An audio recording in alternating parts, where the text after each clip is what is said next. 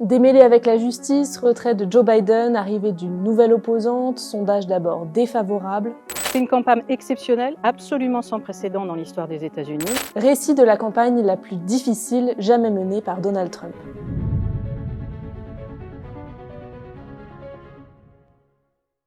Officieusement, Donald Trump prépare son retour à la Maison-Blanche depuis l'élection de Joe Biden. Depuis 4 ans, l'ex-président des États-Unis fait tout pour retrouver le bureau ovale. Hey, goodbye. We love you. We will be back in some form. Le 15 novembre 2022, il annonce officiellement sa candidature depuis sa résidence de Mar-a-Lago en Floride. In order to make America great and glorious again, I am tonight announcing my candidacy for President of the United States. Commence alors une longue course pour la présidence.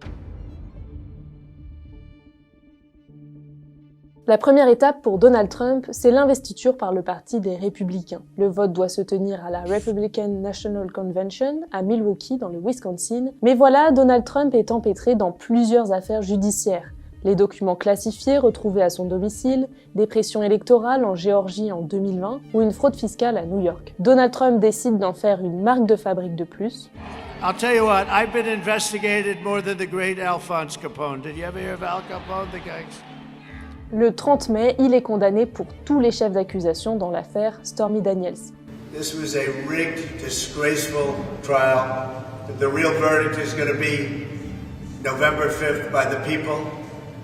Pas de quoi ternir son image, selon Marie-Christine Bonzon, qui a couvert pas moins de 7 élections présidentielles aux États-Unis.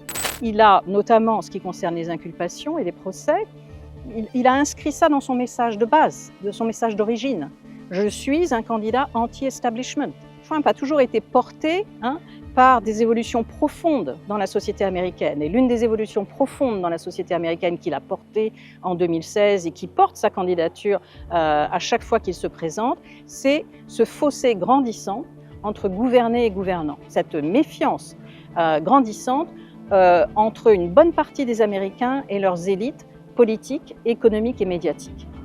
Face à lui, pour briguer la candidature républicaine, plusieurs candidats. Ron DeSantis, gouverneur de Floride et étoile montante du parti, Nikki Haley, ou même Mike Pence, l'ancien vice-président de Donald Trump. Ils abandonnent l'un après l'autre et Donald Trump reste seul en lice. Le 13 juillet, Donald Trump est visé par une tentative d'assassinat. Touché à l'oreille, il se relève le poing levé. Cette image servira à Donald Trump pendant toute sa campagne. Le 18 juillet, la convention républicaine le nomme officiellement candidat du Grand Old Party. So tonight, with faith and devotion, I proudly accept your nomination for President of the United States. Thank you. J.D. Vance et son colistier. La campagne contre Joe Biden peut officiellement commencer.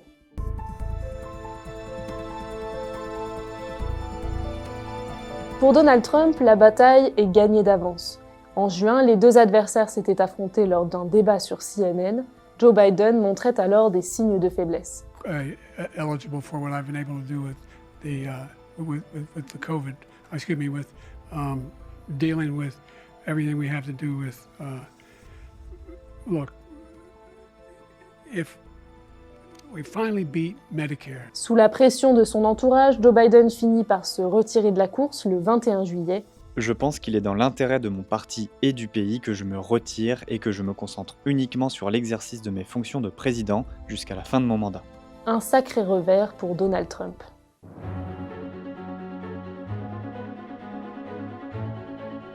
Logiquement, c'est sa vice-présidente Kamala Harris qui reprend les rênes de la campagne démocrate. Harris est investie par les démocrates lors de la convention à Chicago.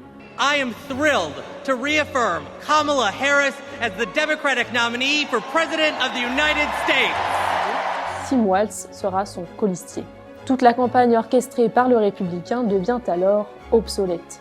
Le problème pour Trump, c'est que l'arrivée de Kamala Harris, le remplacement de Biden par Kamala Harris, lui enlève l'un des piliers fondamentaux de sa campagne, c'est-à-dire l'âge de Biden et les problèmes cognitifs de Biden, qui sont devenus évidents lors du débat complètement raté de Biden le 27 juin dernier. Le 10 septembre, un débat oppose les deux candidats. Kamala Harris s'impose face à un Donald Trump qui s'emporte.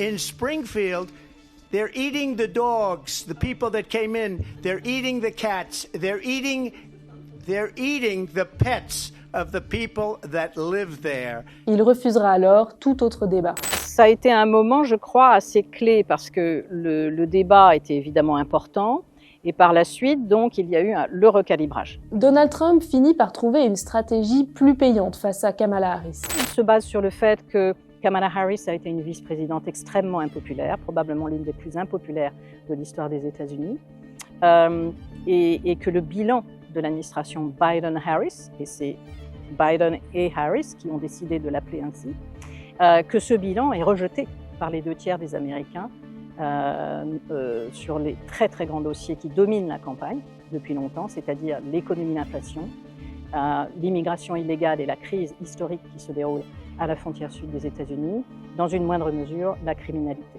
Et c'est à partir de la mi-septembre, après le débat qui a eu lieu le 10 septembre, qu'on a vu effectivement la campagne de Trump retrouver pied et commencer à retourner la situation. Lui, en revanche, s'appuie sur son bilan de 2020. Il a un bilan économique qui, incontestablement, avait apporté des résultats objectifs positifs. Pas d'inflation du tout. Quand il est parti en janvier 2021, il y avait une inflation à 1,4. C'est considéré par tous les économistes comme pas d'inflation. Des taux de chômage qui avaient considérablement baissé, notamment parmi les minorités ethniques, en particulier les Noirs. Donc là, le but maintenant, c'est dans cette fin de campagne, c'est la mobilisation du vote. Il se focalise aussi sur les swing states et il parvient à obtenir le soutien de personnalités influentes aux États-Unis comme Elon Musk. Pour en savoir plus à ce sujet, je vous invite à regarder notre enquête vidéo sur la manière dont Elon Musk tente de faire basculer l'élection. Dans les sondages, Harris perd peu à peu l'avance dont elle bénéficiait depuis août. À quelques jours du scrutin, désormais, les candidats sont au coude à coude, le signe certainement d'une campagne plutôt réussie pour Donald Trump.